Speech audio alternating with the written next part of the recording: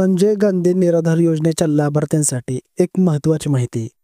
जसं की आपल्याला माहीत आहे, निराधार योजनेचे जे पण लाभार्थी आहेत, त्या सर्व लाभार्थ्यांची पेन्शन हे DBTच्या माध्यमातून करण्याचा शासनाने निर्णय घेतलेला आहे.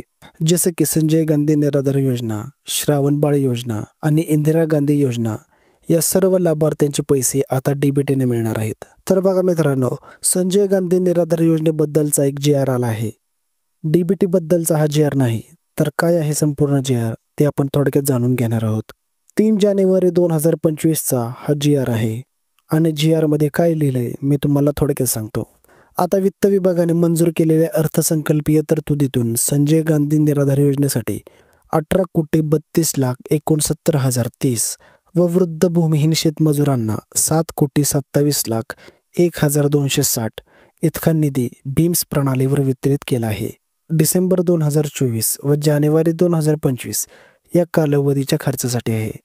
तर बघा मित्रांनो, या GR नुसार संजय गांधी निराधार योजना व भूमिहीन शेतमजुरांना मंजूर झालेला निधी तो जिल्हाधिकाऱ्यांना पाठवण्यात आला आहे. तरी पण मित्रांनो, शेवटी हाच प्रश्न पडतो की पेन्शन मिळणार कधी?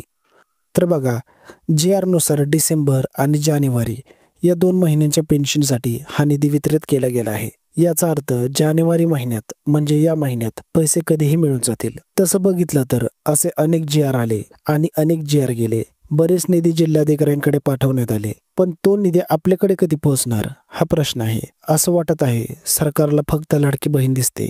सरकारकडे विनंती आहे, आमच्याकडे पण लक्ष द्या आणि शक्य तितके लवकर पैसे पाठवा. बाकी मित्रांनो, व्हिडिओ जर महत्त्वपूर्ण वाटला असेल तर मित्रांनो व्हिडिओला लाईक करा आणि भेटूयात अजून एका नवीन व्हिडिओमध्ये. तोपर्यंत जय हिंद, जय महाराष्ट्र.